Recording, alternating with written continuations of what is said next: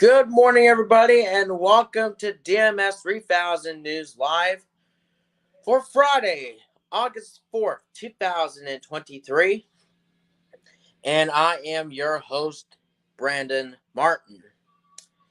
To wrap up the week, and you'll get to see me again on Wednesday, and potentially, but who knows, but only time will tell.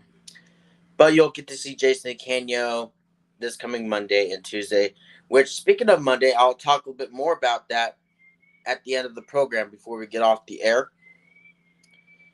But for now, on today's show, we'll be talking about the 109th anniversary of World War I escalates. That'll be at the 5:30 hour. Then we'll take a look at the 26th anniversary of the Keenen Ivory Wayans show, the short-lived television show.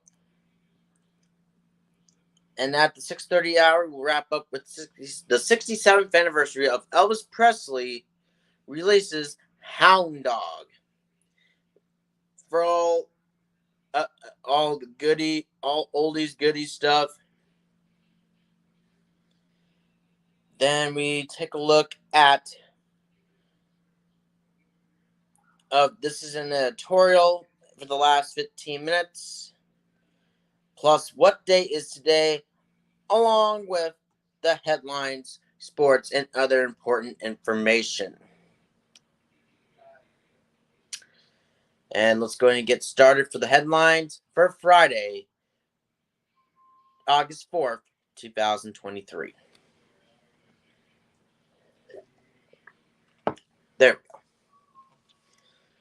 In 2016, then candidate Donald Trump claimed he could shoot someone and not lose any voters. Now he faces criminal charges and 3 separate indictments. And voters continue to support Teflon Don.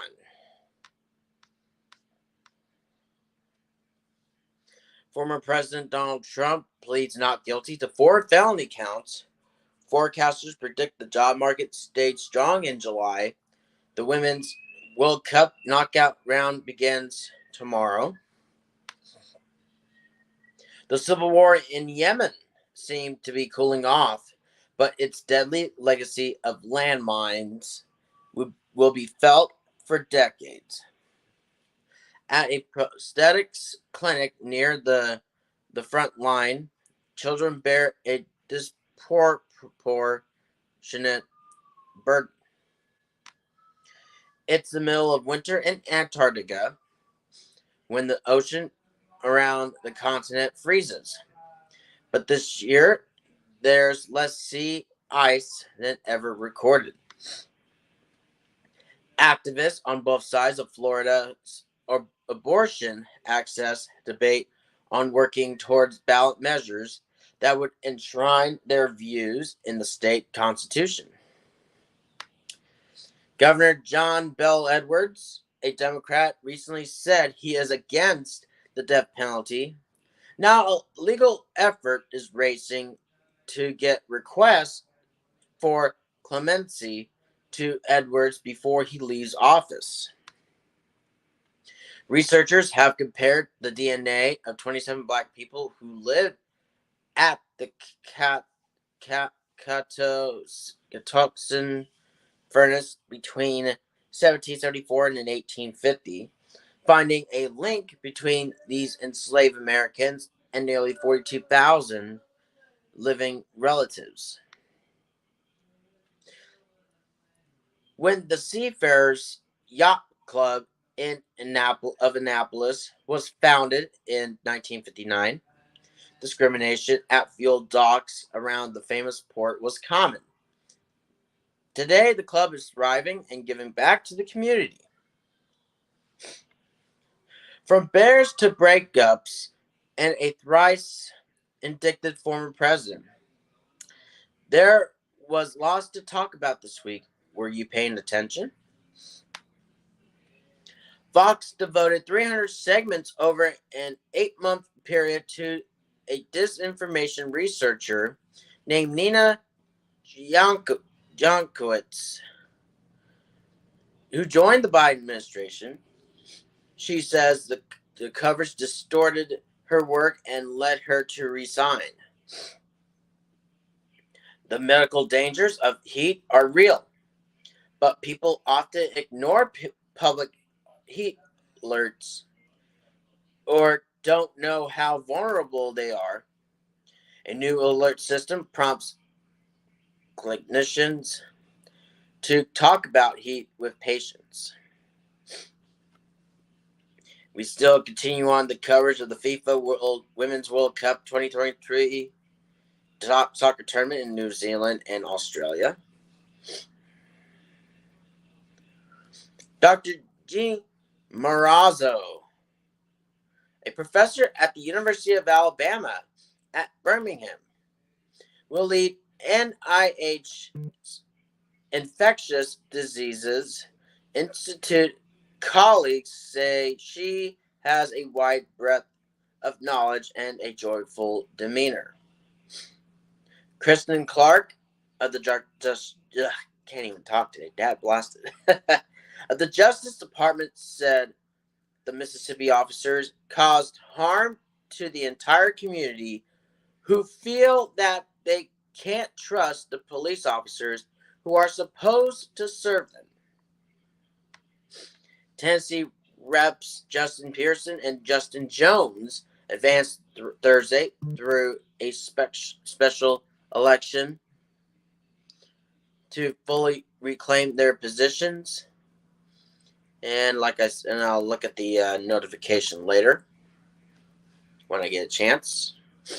The two U.S. sailors, both based in California, were charged with similar moves to provide sensitive intelligence to the Chinese. Former President Donald Trump pleaded not guilty to criminal charges related to efforts to overturn the results of the 2020 election, and a member of his legal team told NPR that Trump plans to invoke the right to freedom of speech as part of his defense. Excuse me. Former President Donald Trump has pleaded not guilty to 4 felony charges that he attempted to overturn. Yeah, it's the same thing. The federal jury acquitted a state trooper charged with violating the civil rights of Aaron Bowman, despite body camera footage that showed the officer pummeling him 18 times with a flashlight. The American rapper and singer is a hardcore fan of the collectible trading card game who bought its most valuable card for $800,000 last year. His latest purchase may be worth double that price. The company lost big sales in the U.S. after the boycott.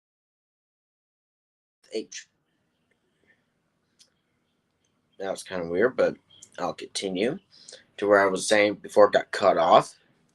Over its collaboration with a transgender influencer, CEO says things have now stabilized, with signals of improvement for the brand. Excuse me. And by recasting the Bennetts as a Cantonese working class immigrant family, C.K. Chow hopes to fill a gap in the Pride and Prejudice canon.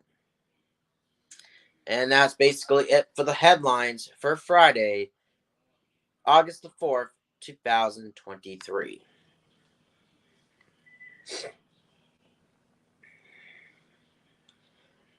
And we look at the MLB. If the playoffs started today, these would be the matchups. As it does every year, the trade deadline has provided some clarity when it comes to the postseason picture. The season's deadline helped separate the 30 teams into those who aim to contend in 2023 and those who hope for better luck next year.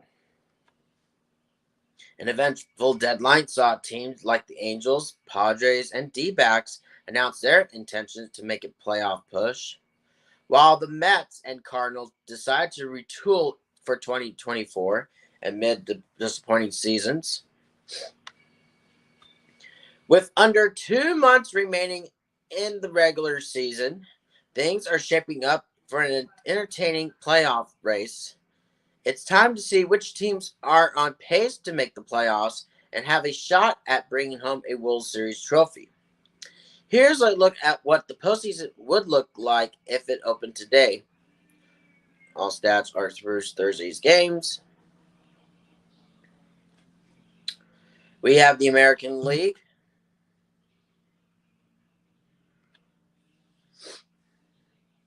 We have the byes are the Baltimore Orioles and the Texas Rangers. For the wild card series matchups, would be the Toronto Blue Jays against the Twins. Then you have the Astros against the Rays. Just missed. Red Sox 2 games out of the wild card. Yankees 2.5 games out of the wild card. And the Guardians 2.5 games out of the AL Central. Excuse me, guys. My goodness. A lot has changed since our previous update after the All-Star break, with the Orioles overtaking the Rays for the American League's best record. No easy feat after Tampa Bay's 13-0 start to the season. But the O's, 67-42, have played stellar baseball all year, holding a 2-game lead over their division foes as of Thursday. With the Rays currently in a wild card spot, that gives the Rangers, who currently lead the AL West by 1.5 games. It would have been nice for 11, but the other first round bye for now. Texas is tied with the Braves for the best run differential in baseball, thanks to a 272 team batting average, first in MLB, and an 802 ops, that's second. The Rangers bolstered their rotation at the deadline by acquiring Max Scherzer from the Mets, while Baltimore traded for pitcher Jack Flaherty. As the wildcard picture, the Twins are in line to return to the postseason for the first time since 2020, when they lost to the Astros in the wildcard series. Minnesota is just 2 games over 500 after Thursday's win with Cleveland, close behind, meaning the AL Central winner is likely to have a worse record than all 3 wildcard teams.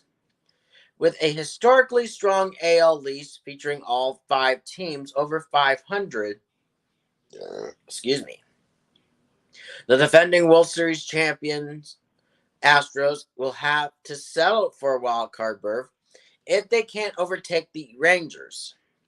Houston made a big splash at the deadline by acquiring Justin Verlander from the Mets, while Tampa Bay traded for Guardians starter Aaron Civale.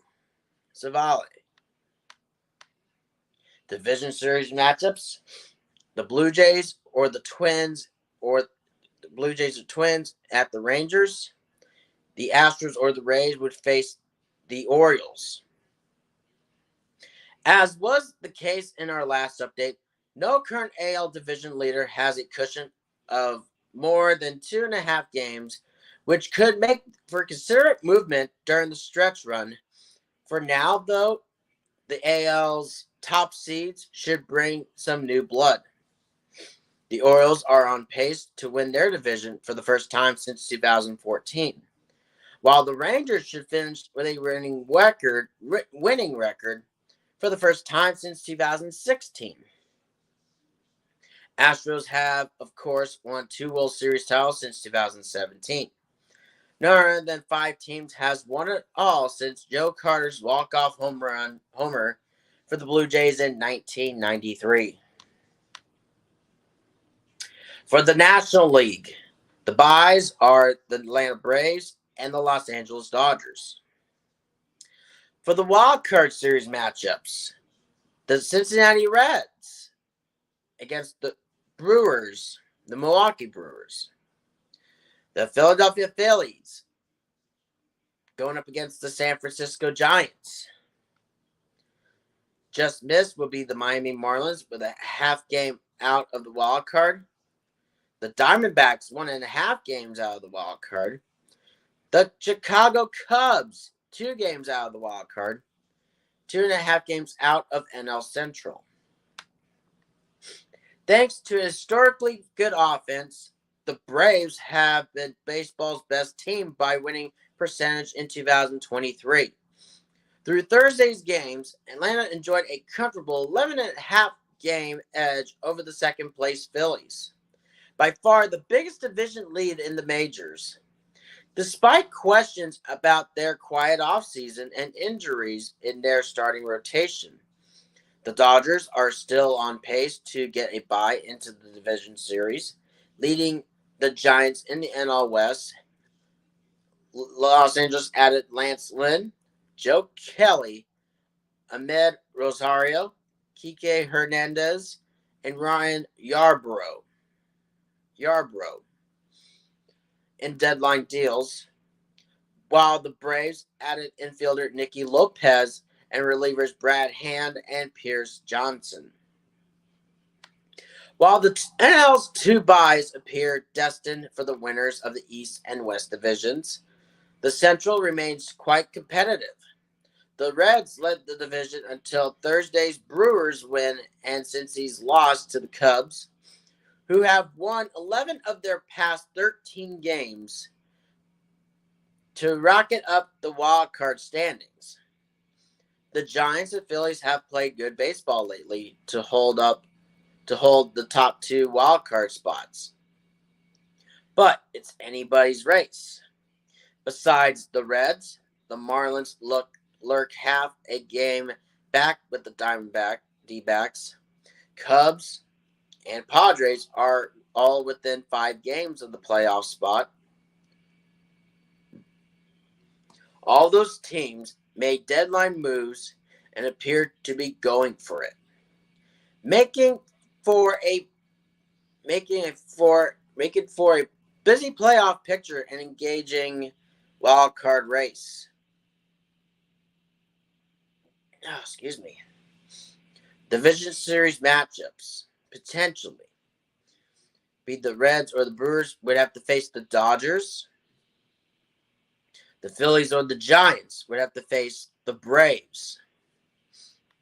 While a potential Dodgers-Giants matchup wouldn't happen until the NLCS, there's still an opportunity for a rivalry playoff series here. The Phillies beat the Braves in 4 games in the 2022 NLDS, eventually advancing to the World Series. It seems safe to say Atlanta would like revenge on its NL East rival. The other NLDS would likely pit the NL West winner against either the Central champ or the number 6 seed. And the Padres reached the NLCS from the 3rd wildcard position just last year, beating the 111-win Dodgers in the division series to do so. Who's out from last year? The Cardinals, the Guardians, the Mariners, Mets, Padres, and Yankees. By trading Flaherty to the Orioles, Jordan Montgomery to the Rangers, and Paul DeJong and Jordan Hicks to the Blue Jays. The Cardinals gave up hope on a return to the postseason. The Mets have done the same, dealing Verlander, Scherzer, and other key pieces. The Mariners and Yankees are still battling for an AL wildcard spot, with the Padres slightly further out in the NL race, while the Guardians are within reach of the AL Central crown. But as of now, only 6 of the last season's 12 postseason teams are poised to return in 2023. Who's new this year?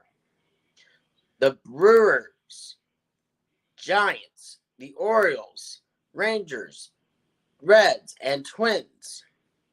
The Brewers are currently poised to make their 5th playoff appearance in 6 seasons. The Giants stand a good chance of returning to the playoffs after following a 107-win 2021 season with an 81-81 campaign in 2022. While the Reds last made the postseason in 2020. The Twins were AL Central champs in 2020. The Orioles and Rangers, the AL's top 2 seeds, each last made the playoffs in 2016. And that was Theo DeRosa, reporter for MLB.com.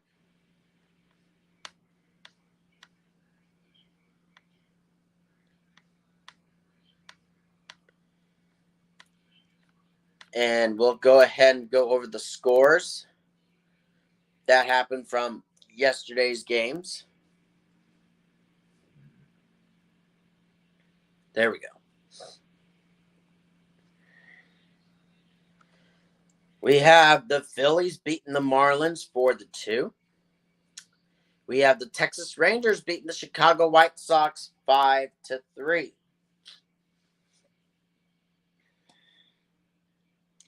We had the Royals beating the Mets 9-2. The Orioles beating the Blue Jays 6-1. The San Francisco Giants beating the D-backs 1-0. The Yankees beating the Astros 4-3. And then the Brewers mollywopped the Pirates 14-1.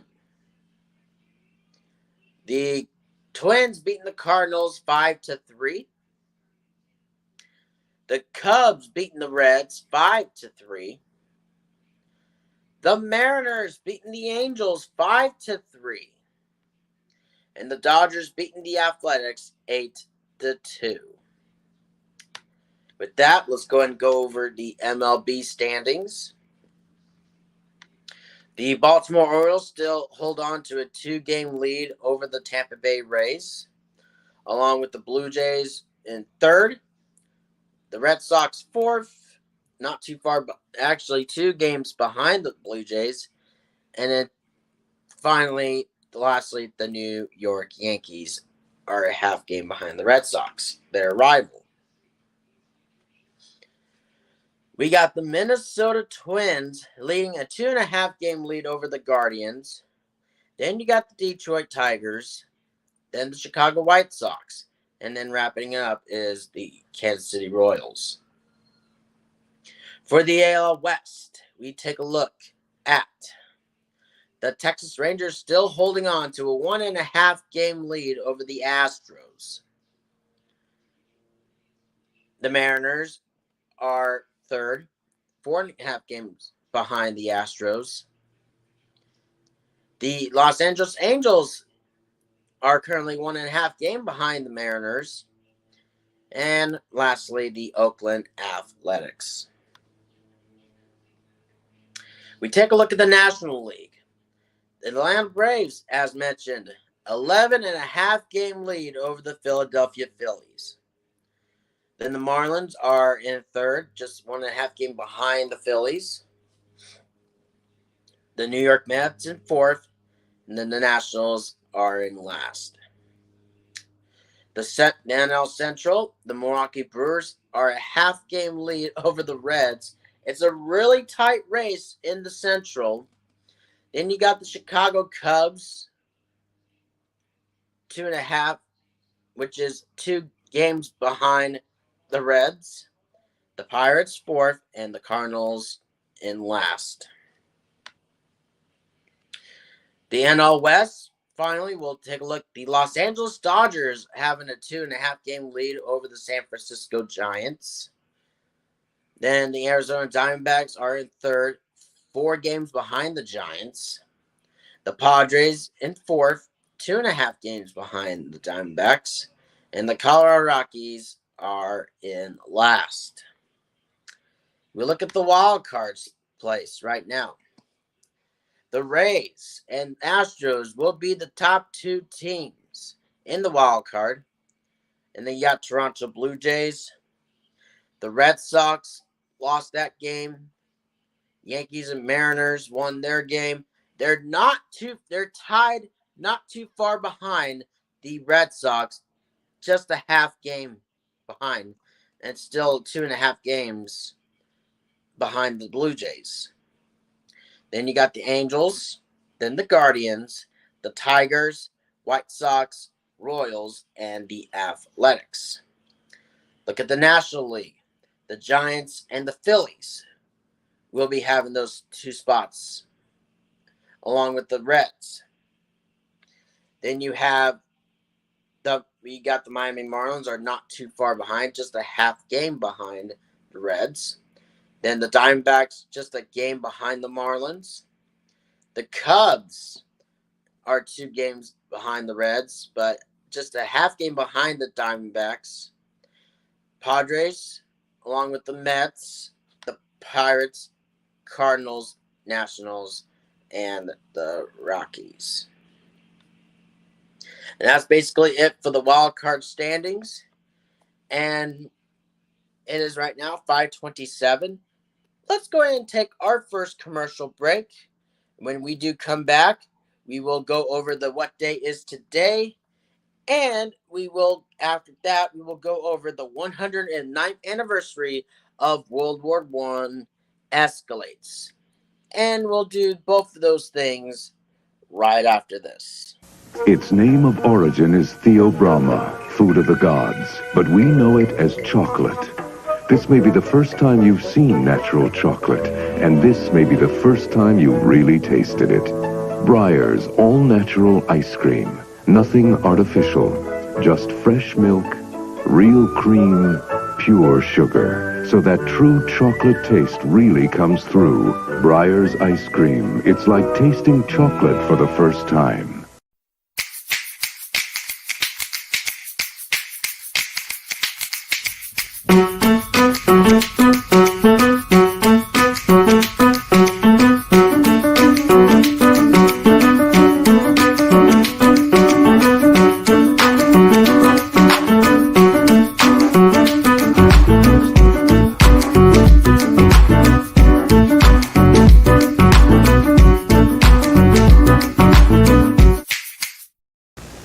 My health club always had Pert Plus in the locker room. It cleans, conditions. It's great. Then one day they switched. This one said it had conditioner in it, but my hair told a different story. Some 2-in-1s don't lather as well or leave hair feeling as clean. Others don't fully condition. But Pert Plus's microbead conditioner leaves hair clean and completely conditioned. So now when I go to my club, my Pert Plus goes with me. Pert Plus. There's no 2-in-1 like this one. What's this? Married 6 months and already your wife's using spaghetti sauce for jar? It's okay, Pop. This is Prego. Prego, listen to me. The ingredients of a successful marriage. Garlic. It's in there. Little bits of real herbs and onions for that homemade taste. Pop, look, it's in there. And you need... Whoa, huh? It's in there. 100% natural Prego spaghetti sauce. Homemade taste. It's in there.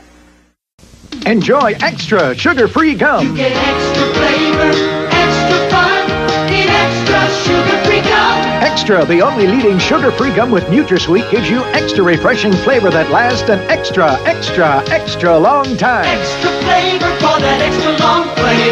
Extra flavor for that extra long day. When you chew it extra, the extra fresh flavor lasts an extra, extra, extra long time. Extra lasts extra long. Birch, beech, maple, hickory. America's great hardwood trees. They help make smoked sausage made on the Hillshire Farm, America's great tasting smoked sausage. Hillshire Farm uses its own special blend of hardwood chips from these great trees to slowly, gently, delicately smoke its sausage right on the farm. They do it the old-fashioned way to give you all the flavor you want in a smoked sausage. That's how Hillshire Farm makes America's great tasting smoked sausage in Polska kielbasa. And we welcome you back to DMS 3000 News Live. And once again, I am your host, Brandon Martin. And now let's go ahead and take a look at what day is today. As mentioned, to wrap up this week, we have 15 holidays as listed on today.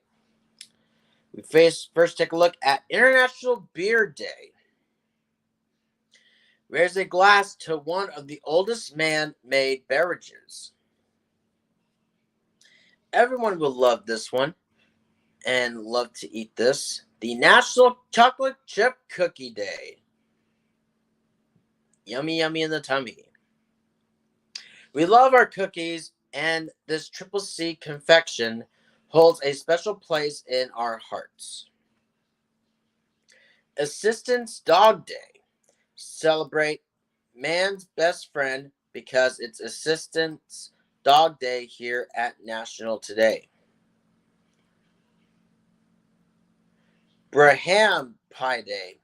Interesting. Indulge your sweet tooth and serve yourself a big slice of Braham Pie Day. Cook Islands Constitution Day. Learn the fascinating history of the Cook Islands and its citizens on Constitution Day. Founders Day. Learn how Ghana gained its independence and what makes the Black Stars so special. Hooray for Kids Day. Check out why and how you too should celebrate Hooray for Kids Day. International Clouded Leopard Day. About 10,000 endangered clouded leopards need you to celebrate International Clouded Leopard Day. Mary Prince Day. Find out Mary Prince's experiences as a female slave and how her book changed the world. Matisse Slovenska Day. Celebrate the birth of the scientific and cultural institution of Slovakians across the globe. And everyone loves doing this, and when it's a hot day, get cooled off. National Water Balloon Day. Fill them up and let them fly. Today is the day water balloons color the sky. National White Wine Day. National White Wine Day on August 4th.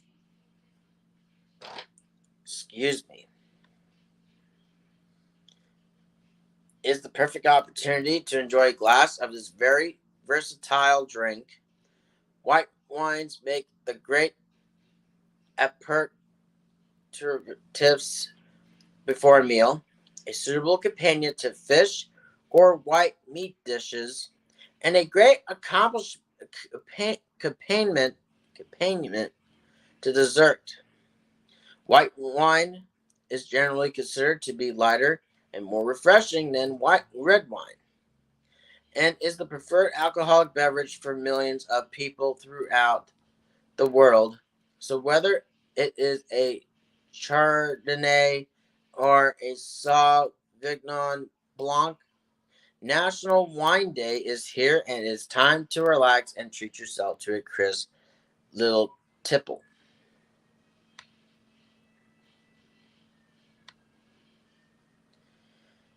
Single Working Women's Day. As its name implies, this day celebrates all those women who are gainfully employed. U.S. Coast Guard Birthday. On the U.S. Coast Guard birthday, we commemorate the military organization for its valor, and discipline. Excuse me. And this one, I'm really going to butcher this name. Umuganura. Umuganura Day. Might have butchered it, but hey, it's okay. We ain't perfect. Be ready to have fun and get into the harvest mood of Umuganura Day. So that is it for the What Day Is Today. Now we go ahead and take a look at the 109th anniversary of World War I escalates. And let's go ahead and read this off. The United Kingdom Declaration of War upon Germany occurred to this date, August 4th, 1914.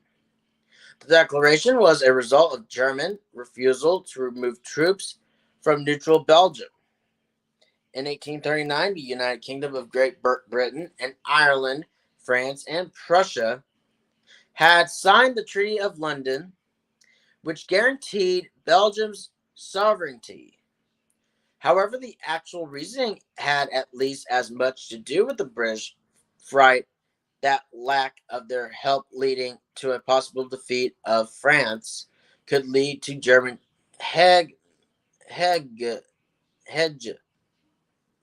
hegemony in Western Europe, with Christopher Clark pointing out that the British cabinet decided on July 29, 1914, that being a signatory to the 1839 treaty guaranteeing Belgium's frontiers did not obligate it to oppose a German invasion of Belgium with military force.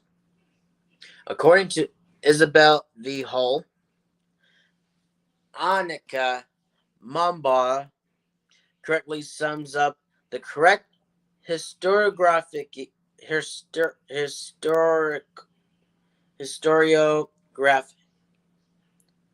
Few historians would still maintain that the rape of Belgium was a real motive for Britain's declaration of war on Germany. Instead, the role of Belgium neutrality is variously interpreted as an excuse used in mobilist public opinion to provide embarrassed radicals in the cabinet with the justification for abandoning the principle of pacifism and thus staying in office, or in the more conspiratorial versions, as cover for naked imperial interests. Referred to British entry into World War I for further details. At the time, the British government in London was responsible for the foreign affairs, not only of the British colonies and protectorates, but also have the 5 dominions, so its declaration of war was made on behalf of the whole British Empire. We got the order of events.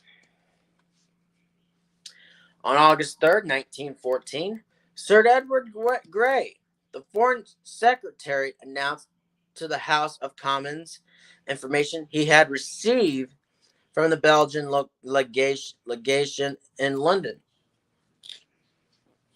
He said that Belgian officials had informed him that they had received a notice from Germany proposing to Belgium friendly neutrality covering free passage of Belgian territory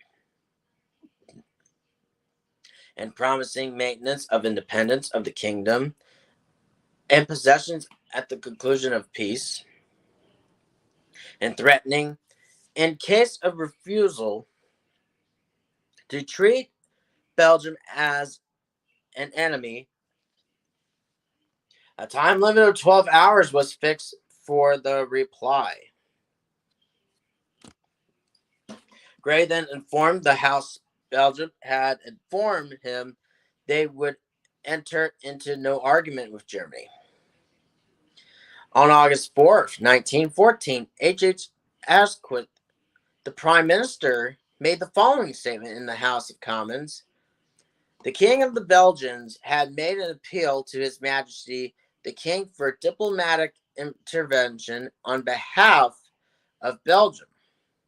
His Majesty's government are also informed that the German government has delivered to the Belgian government a note proposing friendly neutrality, entailing free passage through Belgian territory, and promising to maintain the independence and integrity of the kingdom and its possessions.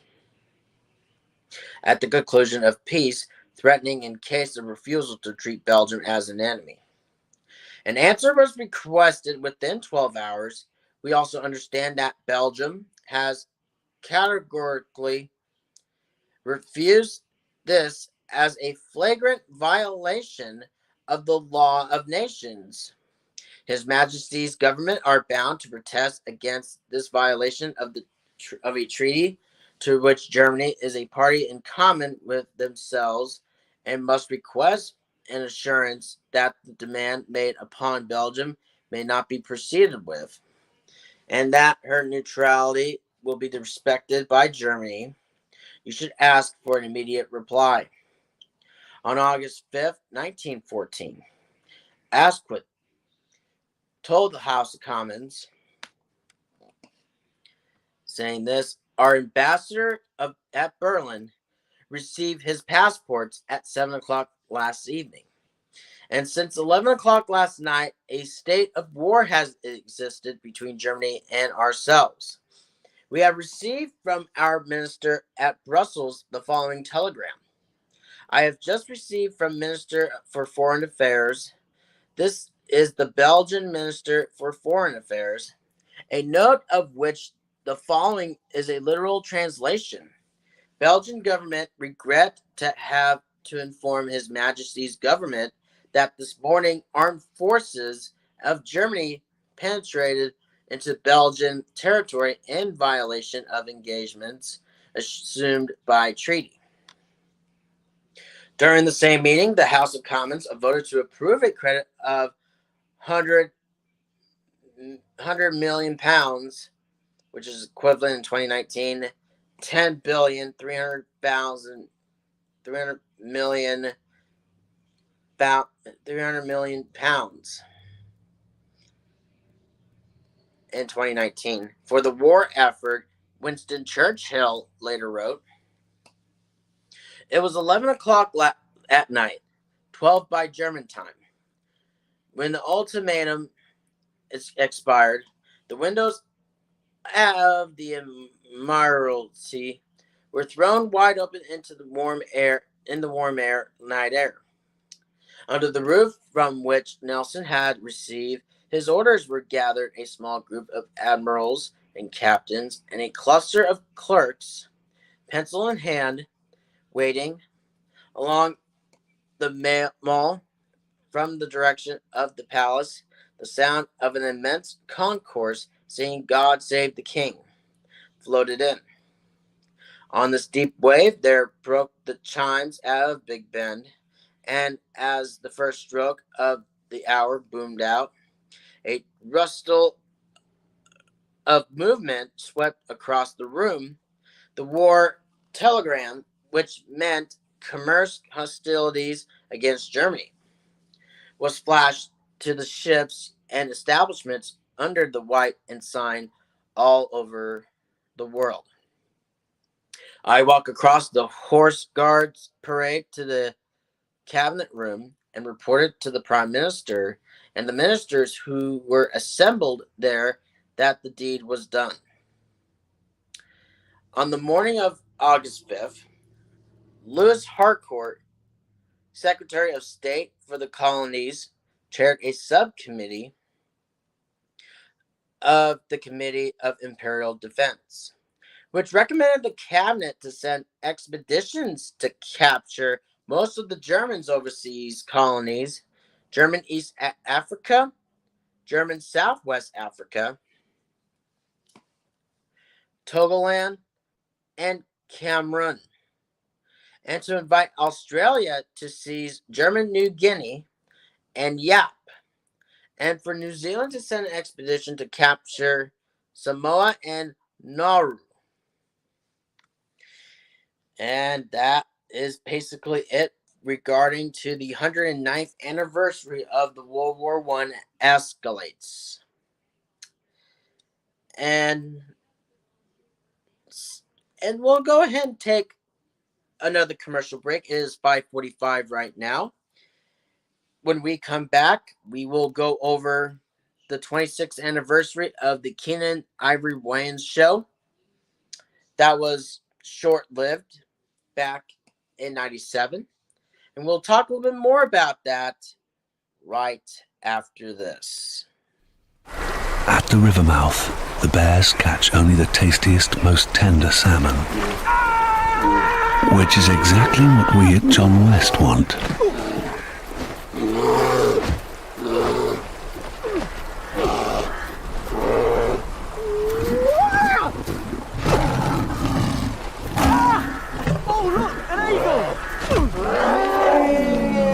John West endure the worst to bring you the best.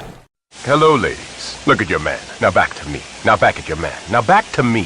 Sadly, he isn't me. But if he stopped using lady-scented body wash and switched to Old Spice, he could smell like he's me. Look down. Back up. Where are you? You're on a boat with the man your man could smell like. What's in your hand? Back at me. I have it. It's an oyster with 2 tickets to that thing you love. Look again. The tickets are now diamond. Anything is possible when your man smells like Old Spice and not a lady. I'm on a horse. Ship my pants? Right here? Ship my pants, you're kidding. You can ship your pants right here. You hear that? I can ship my pants for free. Wow, I just may ship my pants. Yeah, ship your pants. Billy, you can ship your pants too. I can't wait to ship my pants, Dad. I just shipped my pants and it's very convenient. Very convenient. I just shipped my drawers. I just shipped my nightie. I just shipped my bed. If you can't find what you're looking for in store, we'll find it at Kmart.com right now and ship it to you for free. Today we celebrate the first glorious anniversary of the Information Purification Directives. We have created, for the first time in all history, a garden of pure ideology, where each worker may bloom, secure from the pests of a contradictory thoughts. Our unification of thoughts is more powerful a weapon than any fleet or army on earth. We are one people, with one will, one resolve, one cause. Our enemies shall talk themselves to death, and we will bury them with their own confusion. We shall prevail. On January 24th, Apple Computer will introduce Macintosh. And you'll see why 1984 won't be like 1984. Mr. Cow. Yes? How many licks does it take to get to the Tootsie Roll center of a Tootsie Pop? I don't know. I always end up biting. Ask Mr. Fox, for he's much cleverer than I. Mr. Fox, how many licks does it take to get to the Tootsie Roll center of a Tootsie Pop? Why don't you ask Mr. Turtle, for he's been around a lot longer than I. Me? I bite. Mr. Turtle, how many licks does it take to get to the Tootsie Roll center of a Tootsie Pop? I never made it without biting. Ask Mr. Owl, for he is the wisest of us all. Mr. Owl, how many licks does it take to get to the Tootsie Roll center of a Tootsie Pop? A good question. Let's find out. 1, 2, 3. If there's anything I can't stand, it's a smart owl. How many licks does it take to get to the Tootsie Roll center of a Tootsie Pop? The world may never know. Please, take them out. Mr. Green? Mr. Green? Yeah. You need any help? Mm-mm. I just want you to know, I think you're the best ever. Yeah, sure. Want my Coke? It's okay, you can have it. No. Really, you can have it. Okay. A Coke and a smile makes me feel good. Makes me feel nice. Be around. That's the way it should be. I like to see Hey, kid. the whole world smiling with me. Coca-Cola has life. Have a Coke and Thanks, Mean Joe. smile.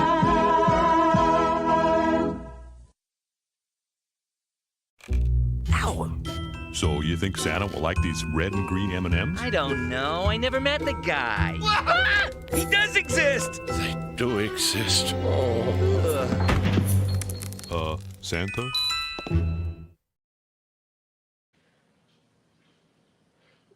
Santa. And we welcome you back to DMS 3000 News Live. And yet again, I am your host, Brandon Martin. Now we'll go ahead and take a look at the 26th anniversary of the Keenen Ivory Wayans show that was short-lived. So, the Keenen Ivory Wayans show is a late-night syndicated television talk show, which was on Fox, hosted by Keenen Ivory Wayans. The show premiered August 4th, 1997, and was canceled in March 1998. Don't know which the exact date it is, but we know it's in March 1998. The show had an opening monologue and comedy sketches. His in-house band was an all-female band called Ladies of the Night. In many markets, the show was compared with and competed against the talk show Vibe, which launched at the same time. The two shows would poke fun of each other on occasion. Guests who appeared on the show include Rick James, Jada Pinkett Smith, Samuel Jackson, Nicolette Sheridan, Mark Lynn Baker, as well as Whitney Houston, and music groups The Foo Fighters, Bone Thugs and Harmony, and the Firm. In a 2013 interview by the Television Academy Foundation, Wayans expressed displeasure working on the show as he was not given complete creative freedom. His involvement on the show is often teased by his siblings. And the production company of Buena Vista Television and Syndication, man, that was basically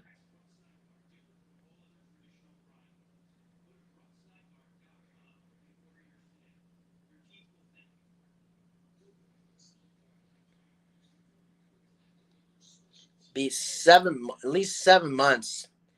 That is short-lived, That's really unfortunate, though. It's just really, really unfortunate that the Keenen Ivory Wayans show could have gone a little longer, but it is what it is.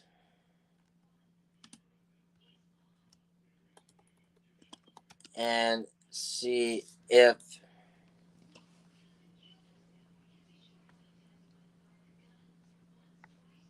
a little bit of standby bit. There we go. Okay.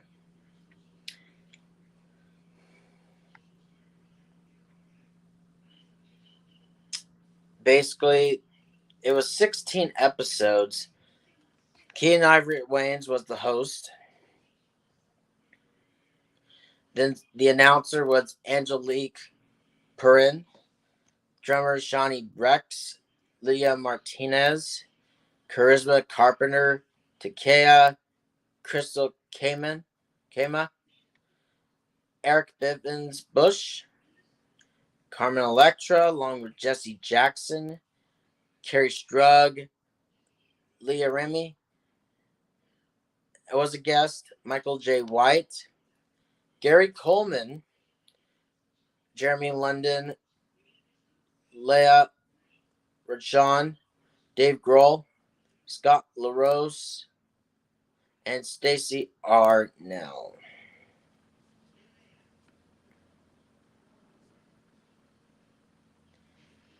But like I said, could have gone a little longer, but unfortunately, it's just the unfortunate. It is what it is. Either way, that's basically it for the 26th anniversary of the Keenen Ivory Wayans show. We now, since we got a lot of time, we now take a look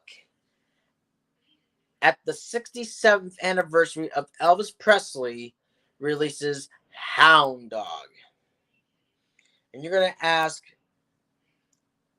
what do you mean Hound Dog? Well, I'll give you the whole entire background and everything else that is there.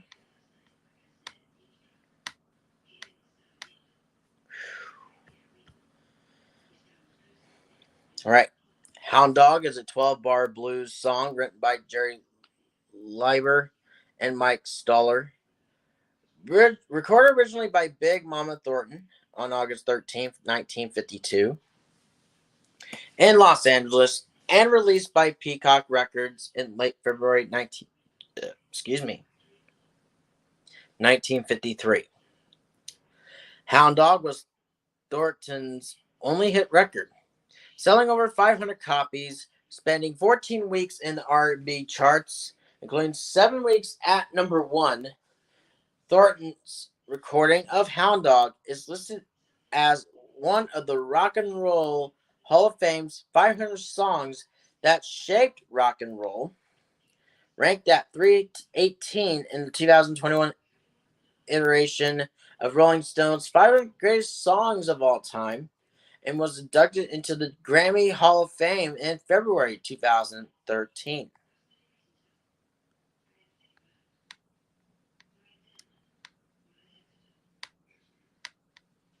Give me a little second there, y'all. Okay, get this off there. Sorry about that. Continuing on. Hound Dog has been recorded more than 250 times. The best known version is the July 1956 recording by Elvis Presley, which ranked number 19 on Rolling Stone's list of the 500 greatest songs of all time in 2004, but was excluded from the revised list in 2021 in favor of Thornton's version. It is also one of the best-selling singles of all time. Presley's version, which sold about 10 million copies globally, was his best-selling song and an emblem of the rock and roll revolution. It was simultaneously number 1 on the U.S. pop, country, and R&B charts in 1956, and it topped the pop chart for 11 weeks, a record that stood for 36 years. Presley's 1956 RCA recording was inducted into the Grammy Hall of Fame in 1988 and is listed as one of the Rock and Roll Hall of Fame's 500 that shaped rock and roll. Hound Dog has been at the center of controversies and several lawsuits, including disputes over authorship, royalties, and copyright infringement by the many answer songs released by such artists as Rufus Thomas and Roy Brown. From the 1970s onward, the song has been featured in numerous films, including Grease, Forrest Gump, Lilo and Stitch, A Few Good Men, Hound Dog, Indiana Jones, and the Kingdom of the Crystal Skull, and Nowhere Boy. On August 12, 1952, R&B band leader Johnny Otis asked 19-year-old songwriters Jerry Leiber and Mike Stoller to his home to meet blues singer Willie Mae Big Mama Thornton. Thornton had been signed by Diamond Don Roby's Houston-based Peacock Records the year before. And after 2 failed singles, Roby had enlisted Otis to reverse her fortunes. After hearing Thornton rehearse several songs, Leiber and Stoller forge a tune to suit her personality, brusque, and bad.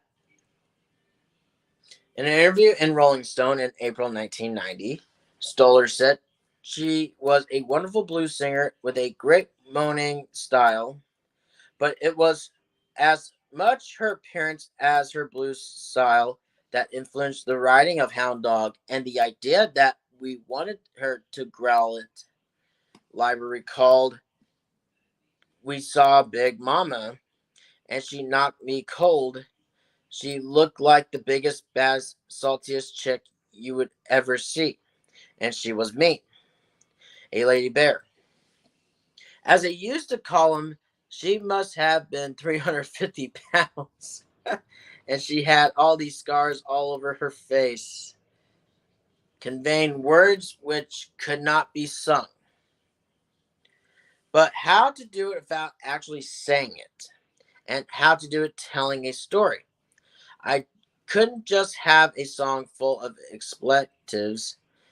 In 1999, Leiber said, "I was trying to get something like the Furry Lewis phrase, dirty mother furya.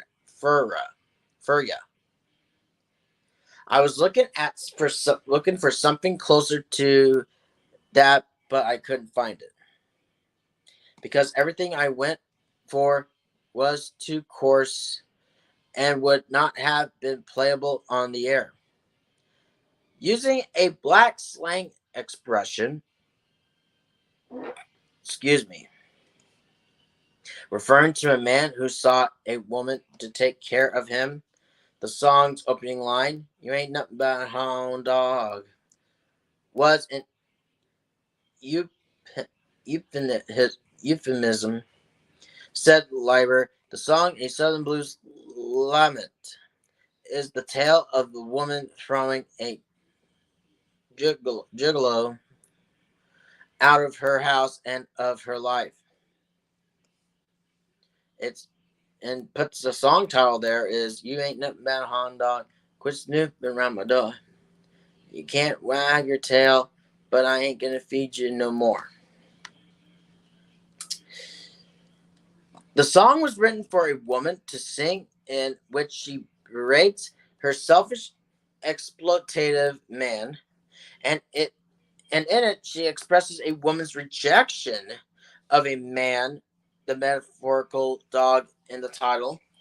According to Lane Thomas, Hound Dog embodies the Thornton persona she had crafted as a comedian prior to entering the music business by parading the classic puns, extended metaphors, and sexual double entendres so popular with the body genre. R&B expert George A.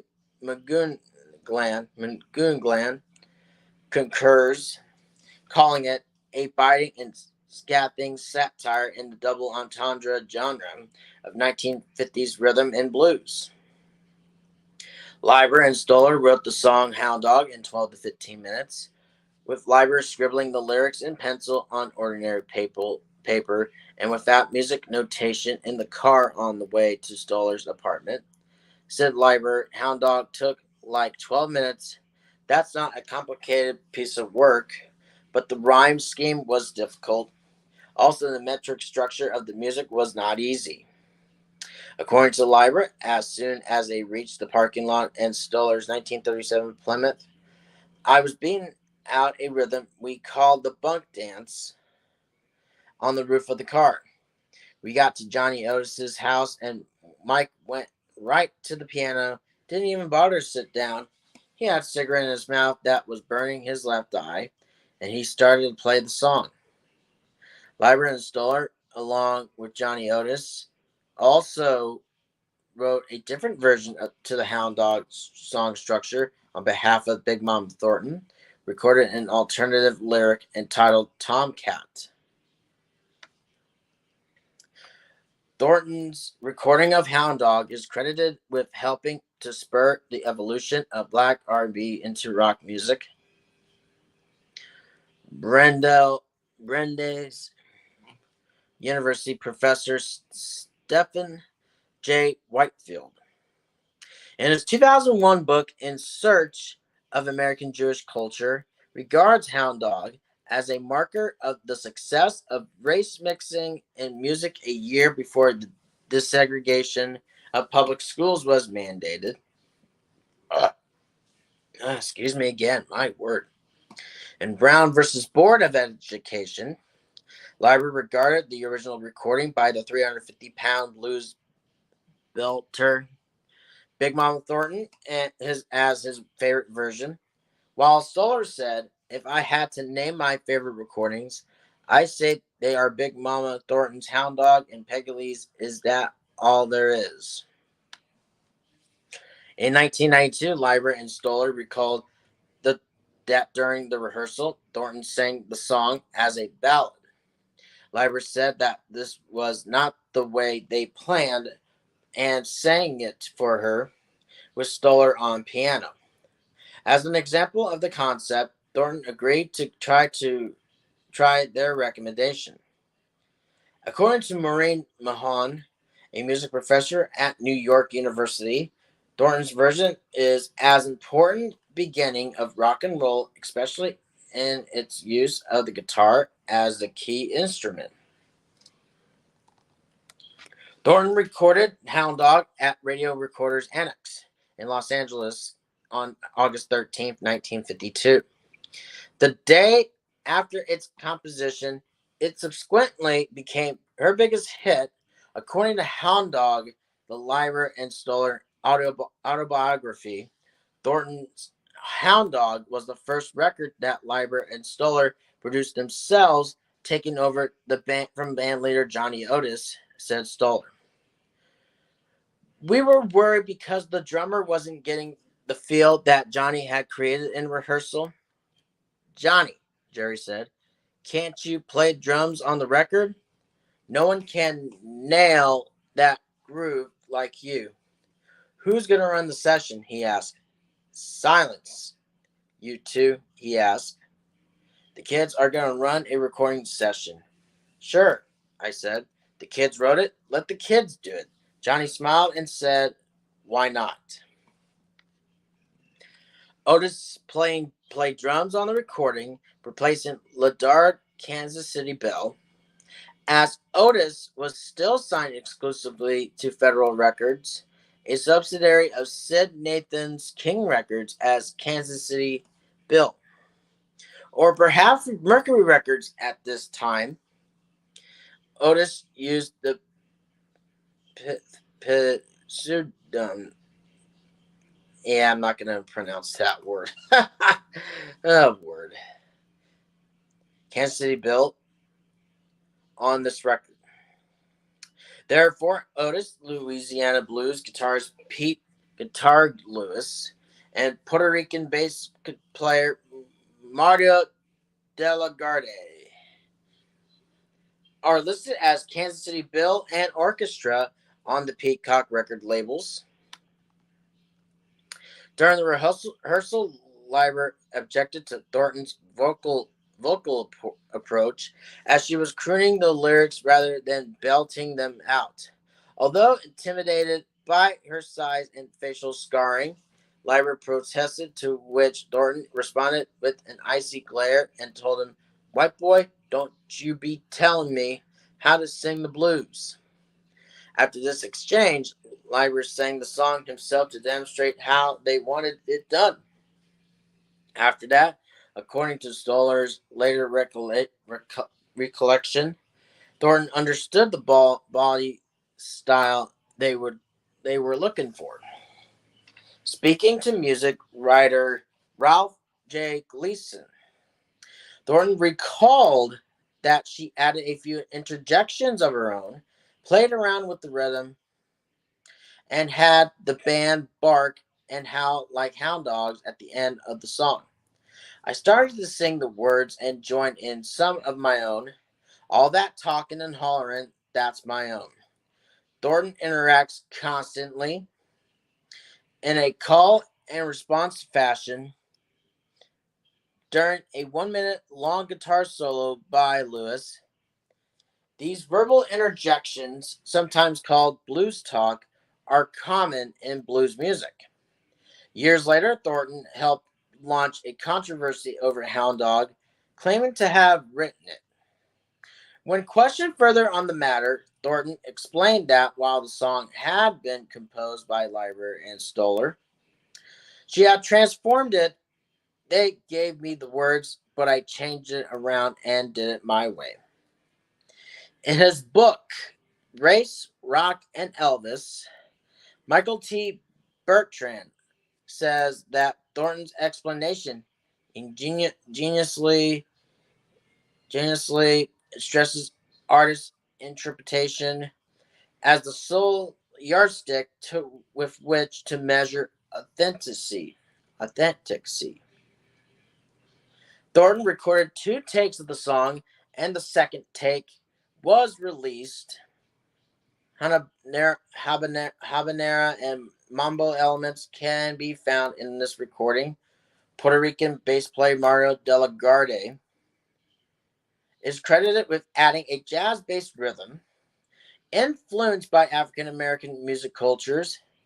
Its sounds range from the gravelly beginning of several phrases to her spoken and held interpolations and the ending with down dog sounds from the band. According to musicologist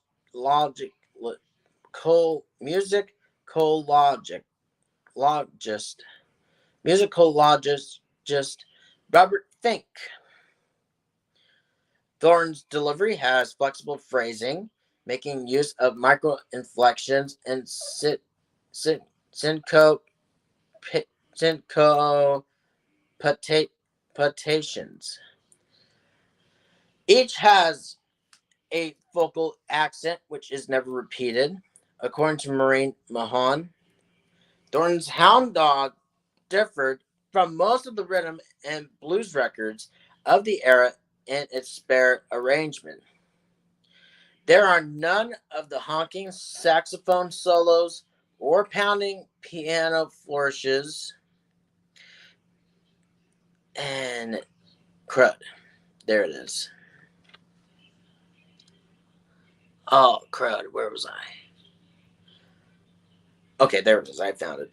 Sorry about that. It took a little long. It didn't take me that long to do it, but that's okay. That marked the R&B sound. Instead, supported by guitar, bass, and drums, her resonant vocals dominate the foreground, conveying her haughty relief at being through with a trifling man. Thornton maintains a confident attitude. Excuse me.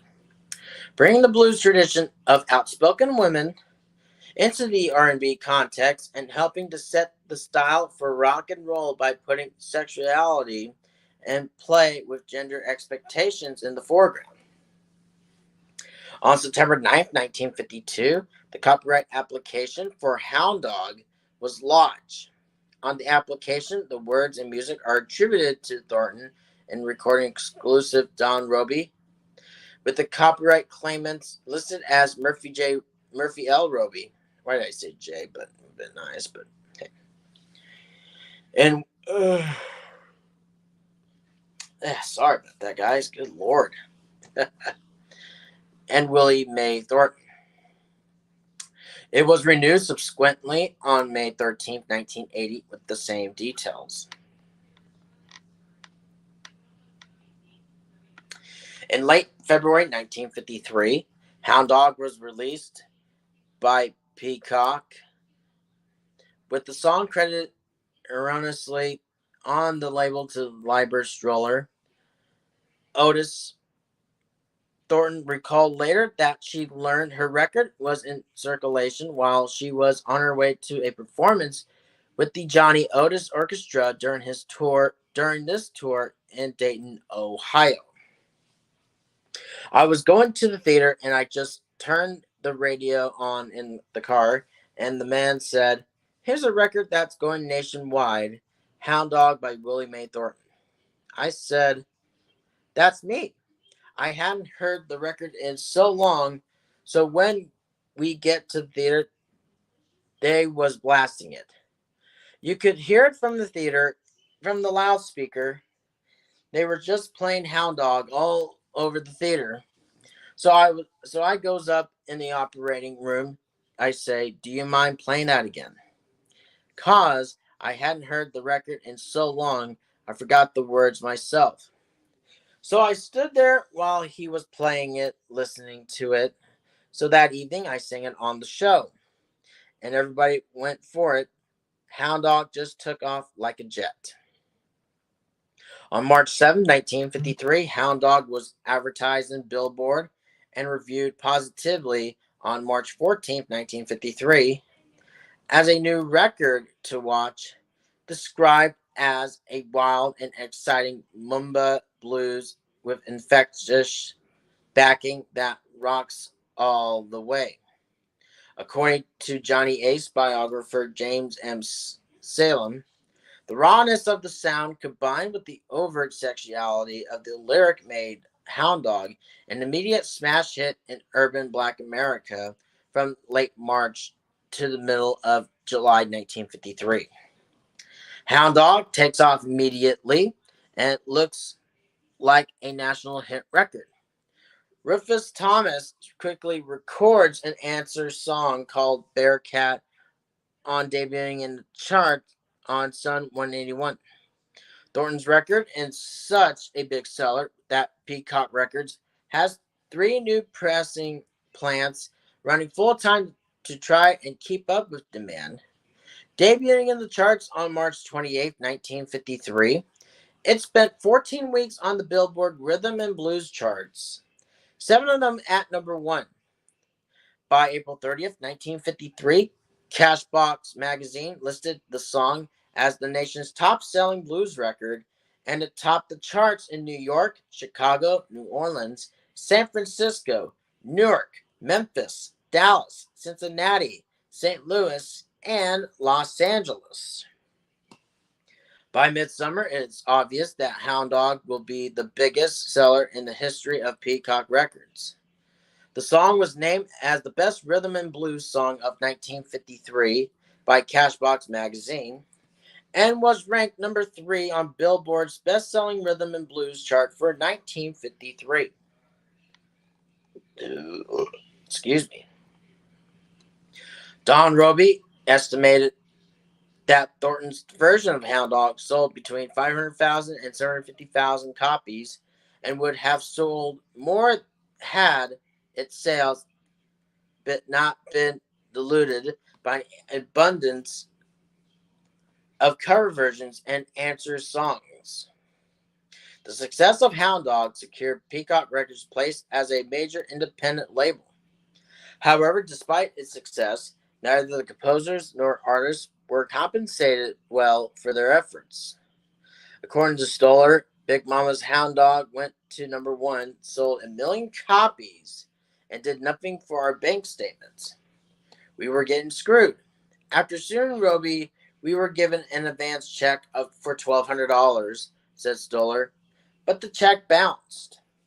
As a result, Leiber and Stoller started their own label, Spark Records, a publishing company, Quintet Music. Those ventures were successful, but Leiber and Stoller would only earn substantial royalties from Hound Dog, which when it was covered by Elvis Presley in July 1956. Similarly, Thornton stated, that song sold over 2 million records. I got one check for $500 and never saw another. Excuse me. In 1984, she told Rolling Stone, didn't get no money from them at all. Everybody living in a house but me. I'm just living.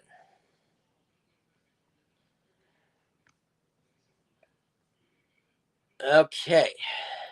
By July 1956, the rock and roll age was upon the world as the new sensation Elvis Presley recorded Hound Dog to international acclaimed Peacock re-released Willa Mae Thornton's original by August 18th, 1956, backing it with Rockabye Baby.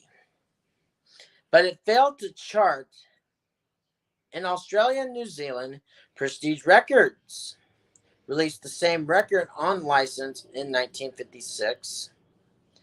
By early 1957, Willie Mae Thornton is seen as one who's out of the rock/pop mainstream, and so her affiliation with Peacock Records ends. Thornton continues to make personal appearances and is always remembered for her original version of Hound Dog, which gets a spate of airplay during the summer of 1958, which leads to another re-release of the original on October 7th, 1965. Thornton's live performance of Hound Dog with Eddie Boyd and Buddy Guy at American Folk Blues Festival 65 in Hamburg, Germany is recorded and released subsequently by Fontana Records on an album, American Folk Blues Festival 65, with other artists. Take a look at their awards and accolades. In February 2013, Thornton's recording of Hound Dog was inducted into Grammy Hall of Fame. It has also released the following accolades. Number 2, Acclaimed Music, the top songs from 1953. Number 18, Women Who Rock, the top 25 girl power anthems. Number 36, Rolling Stone 50 Essential Recordings from the 50s. That would be 1990. Number 65, Acclaimed Music, the top 200 songs from the 1950s. Number 675, Acclaimed Music, all-time top 3,000. Thornton's recording of Hound Dog is listed as one of the Rock and Roll Hall of Fame's 500 songs that shaped rock and roll. In 2017, Thornton's recording of Hound Dog was selected for preservation in the National Recording Registry by the Library of Congress as being culturally, historically, and artistically significant. The original version was ranked number 318 on the 2021 edition of Top 500 Songs of All Time by Rolling Stone magazine. Then we get to this. Thornton's Hound Dog was so popular that it spawned at least 10 cover versions of the original before Elvis Presley recorded it in July 1956. One of the earliest covers of Thornton's original was that of Little Esther, who recorded an R&B cover on March 11th, 1953 on Federal Records. That was released by April, while Federal's trade ads touted this release as the greatest record ever made by Little Esther. In its review on April 11th, 1953, Billboard opened, it fails to build the same excitement of the original.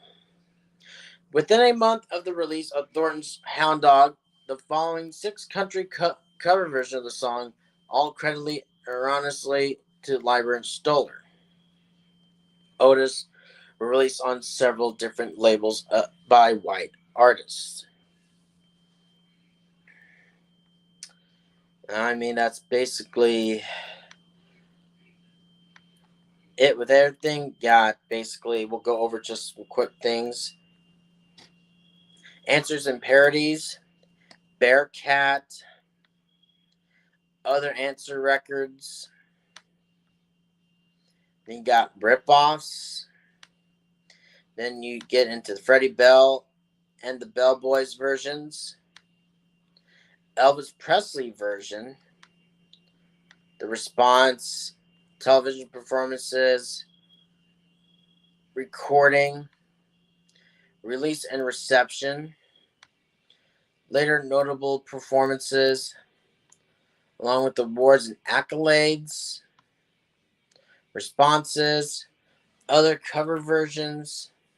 Got Beatles and John Lennon cover versions, foreign language versions, parodies, litigation, Lion Music Publishing Company versus Sun Records. Talk about the background, the proceedings, King Records versus Lion Publishing Company, and Lion Publishing Company versus King Records, and Valho Music, 1953. And then Valho Music Publishing Corporation versus Elvis Presley Music. More about the background, the proceedings, same scenario. Talk a little bit about in the popular culture, discography. Talk about Willie Mae, Big Mama Thornton, Freddie Bell and the Bell Boys. Then the Elvis Presley cover versions, Thornton version, Presley version, answers and parodies. And basically, that'll do it. With the 67th anniversary of the Elvis Presley releases the Hound Dog. Even though we went a little bit more detail of that song. With that, let's go ahead and take one more commercial break. And when we come back, we will do This Is an Editorial to finish up the last 15 minutes of the show. And we will do that right after we take time out for this. So don't go anywhere. We'll be back. Please pass the all fruit. Pass the Polaner all fruit. Pass the Polana all fruit. Would you please pass the jelly? Polaner All Fruit is real fruit, sweetened only with fruit juice. You'll call it delicious, you'll call it remarkable, but please, don't dare call it jelly. Polaner All Fruit, the spreadable fruit. Worst part about shaving for me? Razor drag. Edge? No razor drag. Extra moisturizers and lubricants? Razors glide effortlessly across my bare skin. So smooth. Just glide. No hang-ups. It makes shaving feel so good. Makes shaving feel so right. Edge. Get some. Jello pudding pops! Jello pudding pops! Frozen pudding on a stick. You know, Jello pudding pops is a winner with all the soapbox racers I know. It is? Mm-hmm. And even your mechanic's getting all revved up about it because it's so rich and creamy. Yeah! And it always gets the green light from Mom because it's made with real pudding. Jello brand pudding pops. All the goodness of real Jello pudding. So you know it's wholesome. A true winner. And he gets a green light from Mom. Mom sure know how to make life easier. Mine was always there for me. Like another mom I know. This mom, Phillips Milk of Magnesia. M-O-M. The laxative that helps your body work naturally for easy overnight relief. Would Mom be harsh? No. And Mom's even easier to take with this dosage cup. See? Mom knows just what you need. So when you run into trouble, remember, nobody treats you better than Mom. I bet you did something today you feel pretty good about. Bet you did. So go get your Mars bar. Come on, you deserve the best. Can't you just taste that rich milk chocolate, creamy caramel, and snuggle deep inside soft nougat? Big, fresh, crunchy nuts after nuts after nuts. This is what you deserve. You deserve every big, crunchy nut in a Mars bar. You did do something good today, didn't you? Oh, man. Stop texting me, people. Huh? I'm over my limit. I get charged for each text now. You should switch to Metro PCS. Text all you want for only $3 a month. Oh, okay, right. And then your bill is hand-delivered by Bigfoot on a singing pony. Sounds like make-believe, but it's not. Text all you want for $3 a month and no contract. Metro PCS. Hello, hello, hello. Unlimit yourself. Hello, hello, hello. And welcome back to DMS 3000 News Live. And yet once more, I am your host, Brandon Martin, once again. And now let's go ahead and talk about this is an editorial. So, a long, hot summer continues and threatens more violence. We'll go ahead and read this editorial, then I'll give my thoughts in this. If it is rather crass to use the phrase moving target, the fact is that with shootings in Baton Rouge, the modest decline in homicides in recent months is something worthy of note, is also a moving target because there is a lot more of a long and very hot summer ahead when people are out of doors and tempers can fray into violent actions all too easily. Those are underlying realities of what continues to be a worrisome crime wave. According to records kept by the Advocate and checked against data from Baton Rouge Police, the East Baton Rouge Parish Sheriff's Office, and other local agencies, 63 homicides had occurred within the parish as of 7 a.m. July 21st, a 10% drop compared with the 70 that had been recorded by the same date last year.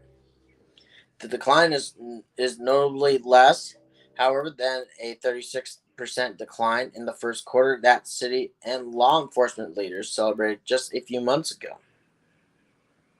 Like many cities across the U.S., Baton Rouge saw a dramatic uptick in killings in 2020, ending its deadliest year with 106 homicides as the community struggled to stem the flow of violence amid the tumult that came with pandemic lockdowns.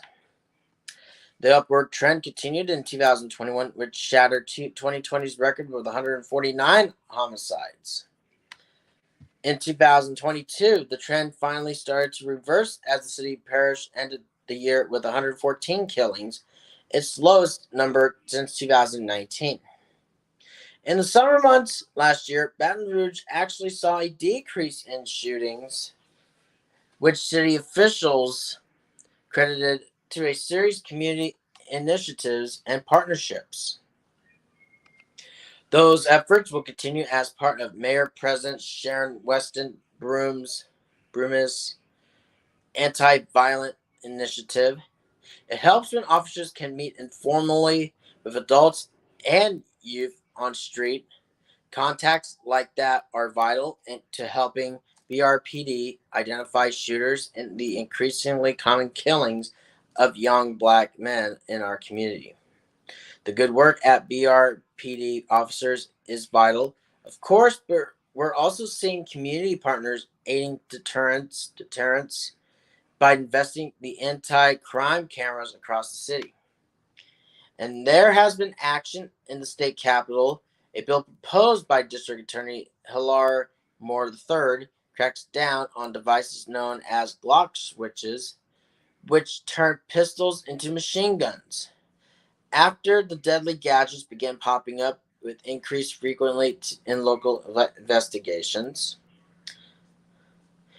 Another new law proposed by Moore increases oversight to Louisiana's loosely regulated system for electronically tracking pretrial offenders following a spate of high-profile incidents in which GPS monitoring failed to stop violent crimes.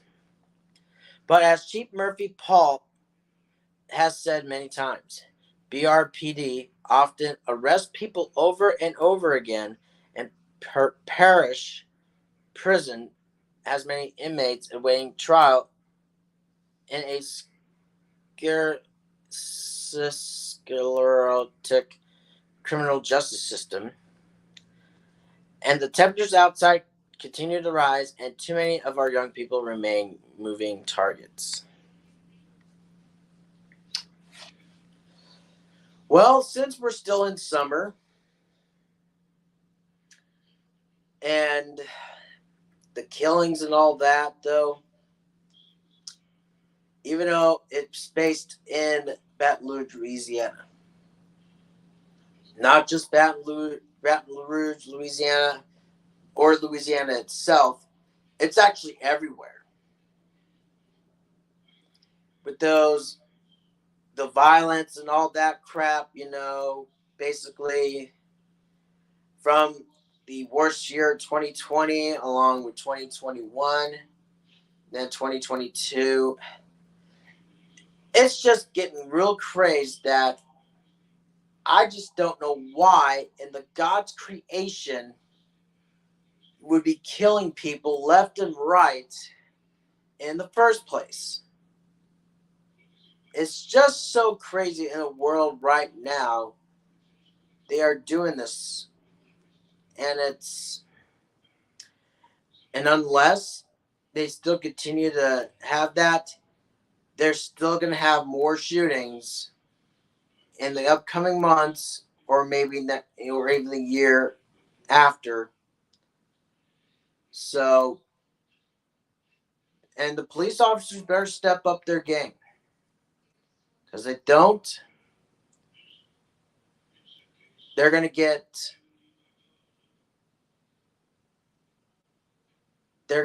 much outnumbered by that and many others. The shootings and all that, it's not going to go away. It really isn't. That doesn't surprise me. But hoping to end the gun violence and all those other things for those who can't be able to have a weapon in hand and not using it properly should not buy a gun at all, period. Or lending a gun, which is the bad idea I've ever come across with. And just simple for the people who abuse their own gun rights should never have a gun at all. And if they have a gun without the permit or everything else, should be sentenced to jail. And that's basically what the police officers, not just Louisiana, but everywhere else, have to step up their game. They keep it up, they're going to have a lot more shootings than some freaking Skid Row, California, and all those other things. Homelessness is another one. Oh my God. Again, I talked about this before. Homelessness is not like in New York. Again, everywhere. I mean, Portland's getting much worse. It could be the next Skid Row of California. And to not go off topic, though, and I want to apologize for that one, but the mayor and all those other things, I know it's, again, like not necessary for me to do that, but I'm just pointing it across, proving across, pointing the obvious in this one. The mayor are like allowing that the drugs and all that to the homelessness. I'm like in my head, why people? Why in God's green earth are you doing this BS stuff and you're allowing that crap to happen? And I'm just going to say it, that's not good. And I know not good is an understatement. It's just horrendous. That's basically how I'll say it. It's horrendous. And I'm still not happy with that either way. That is just crazy. And it'll still be crazy the years and years to come. Like I said, police officers from every state, officials better step up their game right now. They don't. they're going to get outnumbered by everybody. But yeah, that'll do it. But either way, thank you guys so much for watching the DMS 3000 News Live for episode number 36 for Friday, August 4th, 2023. As coming up in about 20 minutes, we will be handing over to the reins of Snowman and Cole Johnson for Snowman in the Morning to talk about usual baseball. And recently, preseason football is starting with the Hall of Fame game from last night. And then even had a blackout, like a power outage, though.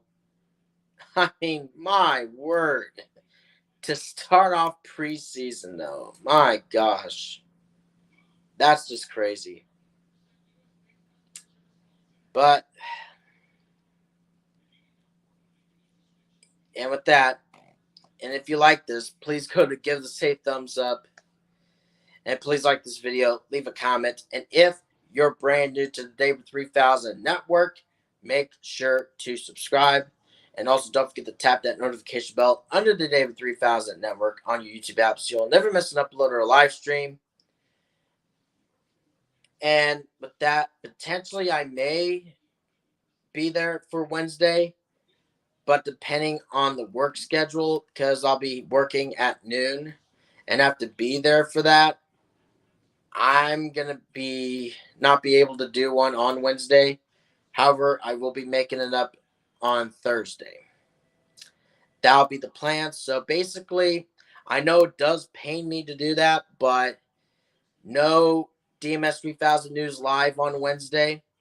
Just to let everybody know, along with the CEO of David 3000 Network, David St. Dennis, and the other co-owner, which is Jason DeCanio. And speaking of Jason DeCanio, he will be here for this coming Monday and Tuesday. But originally, we were going to have myself and Jordy Scow regarding to the Rant and Rave podcast episode 200. But it potentially got moved back to Tuesday because Jason will be interviewing Erin Perry, Jim Perry's late great daughter.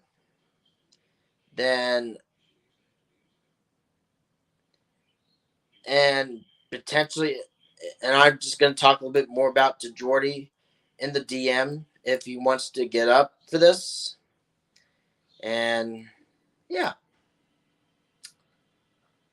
That being said, you'll get to see me Thursday, but you'll get to probably see me on Tuesday, get to be interviewed once again, but this time promoting the 200th episode of the Rants and Rave podcast.